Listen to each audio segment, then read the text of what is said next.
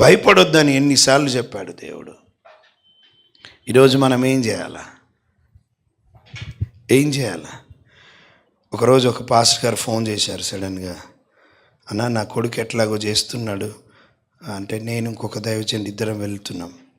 On the వేలో వస్తుంటే, అన్న వాడు ఏదో మాట్లాడుతూ అంటున్నాడు, ఫోన్ చేసి ఇస్తున్నాం, నీతో మాట్లాడుతూ అంటున్నాడు అని అంటే ఫోన్ చేసి సరే మాట్లాడిపించాను అన్నాను. వాడు ఏమంటుండో తెలుసా? వాడు అప్పుడు 14 years. వస్తుండ్రా, రండి, వచ్చినాక చూసుకుందాం.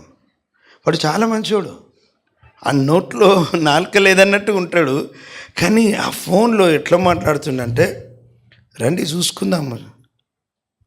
వాళ్ళ నాన్న మాట్లాడుతుంటేనే అంటుండంట, ఎవరిని వాళ్ళిద్దరిని పిలుస్తున్నావా, రాని వాళ్ళు.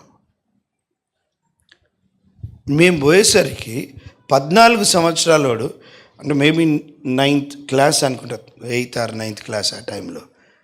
పాత ఇనుప మంచాలు ఉంటాయి, గుర్తుందా? పాత రోజులలో అన్నీ ఇనుప ఉంటాయి, చాలా బరువు ఉంటుంది, 2-3 లేపాలి అది చాలా.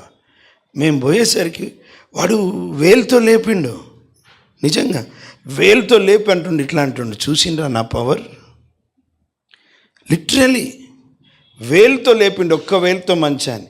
అసలు ప్లాస్టిక్ దాన్ని కూడా లేపలేం మనం సరిగా. ఈ ఒక్క వేలుతో మేము పోగానే రండి నా పవర్ చూపిస్తా అని ఒక్క వేలుతో లేపిండు వాడు. ఎట్లుంటుంది? రెండోది, ఒక పెన్సిల్ తీసుకున్నాడు వాడు, లెఫ్ట్ హ్యాండ్ కాదు యాక్చువల్గా. పెన్సిల్ తీసుకొని సట్ గోడ మీద ఒక బొమ్మ వేసేసిండు, వాళ్ళ నాన్న బొమ్మ వేసేసిండు. వాడు ఆర్టిస్ట్ కాదు అసలు, ఒక లారీ వేసిండు, వాళ్ళ నాయనని బొమ్మ వేసిండు. వాళ్ళ నాయనతో అంటున్నాడు, ఏయ్ పేరు పెట్టి పిలిచి, ఏయ్ నిన్ను చంపడానికి ప్లాన్ వేసిన లారీతో అన్నా, నిజమే అన్నా, నాకు ఒక యాక్సిడెంట్ అవుతుండే, కానీ దేవుడు కాపాడిండు, నీ దేవుడు అని అంటున్నాడు వాడు. ఇంకేమన్నాడు తెలుసా? నన్ను కూడా పేరు పెట్టి నన్ను చాలా మామాని పిలుస్తాడు, కానీ పేరు పెట్టి పిలుస్తున్నాడు వాడు. ఎందుకంటే లోపల ఇంకొకడు ఉన్నాడు కదా, అపరిచితుడు ఉన్నాడు వాడు. ఏయ్ సోలమన్, ఎన్నేళ్ళ నుంచి చేస్తున్నావు నువ్వు సేవ? ఏం సంపాదించినావు? ఏం కూడా పెట్టుకున్నావు? ఒక్కసారి నాకు మొక్కు, చూడు నిన్ను ఎక్కడ పెడుతున్నావు, నీ భవిష్యత్తు ఏందో చూడు అన్నాడు. అప్పుడు నేనన్నా, మా భవిష్యత్ అందమైన భవిష్యత్తు, మా భవిష్యత్తు ప్రభుత్వ నిరంతరం ఉండబోతున్నాం. నీ భవిష్యత్తు గురించి మాట్లాడుతున్నా. నీ భవిష్యత్తు నిత్యము మండే అగ్నిగుండము, యుగయుగంలో నువ్వు అక్కడుంటావు. మా ప్రభువు నిన్ను జయించాడు, నీ తలను చితకగొట్టాడు, నీ బలాన్ని లయం చేయడానికి వచ్చాడు ఆయన, లయం చేశాడు ఆయన. అంటే ఏమంటున్నాడు తెలుసా? వద్దు, నా భవిష్యత్తు గురించి మాట్లాడొద్దు. ప్రార్థన చేయడం మొదలుపెట్టాం. జీవం కలిగిన నజరేయుడైన యేసు నామమున బిడ్డను వదిలిపోటు దయ్యమా సాతాన. దేవుడు ఆ రోజున గొప్ప అద్భుతం చేశాడు. ఈరోజు ఆ పిల్లోడు ప్రభు పరిచర్లో వాడబడుతున్నాడు. ప్రభుకి మహిమ కలుగు. ఎందుకో తెలుసా?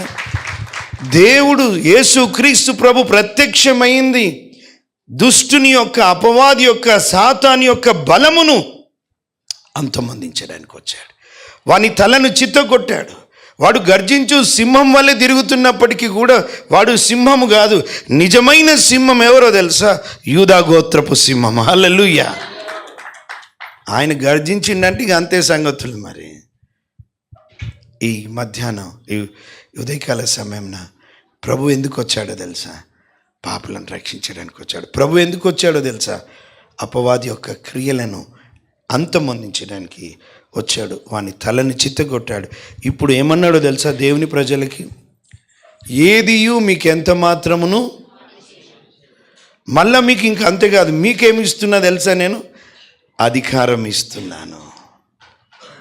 ఇప్పుడు యేసు ప్రభు భూమి మీద లేడు, కానీ ఆయన శరీరమైన సంఘముగా మనం ఉన్నాము. ఇప్పుడు సంఘము భూమండలం మీద అతి శక్తివంతమైన, అతి బలమైనది ఏంటో తెలుసా? You know what is that organisation? Is the church. సంఘము చాలా బలమండి. భూలోకంలో ఇద్దరు ఏకీభవించి ఏది అడిగితే అది పరలోకం నుంచి ఆమోదించబడుతుంది. దేనిని బంధిస్తారో అది పరలోకం బంధిస్తుంది. దేనిని విప్పుతారో అది పరలోకం విప్పుతుంది. ఎంత గొప్ప శక్తి సంఘానికి ఇచ్చాడు.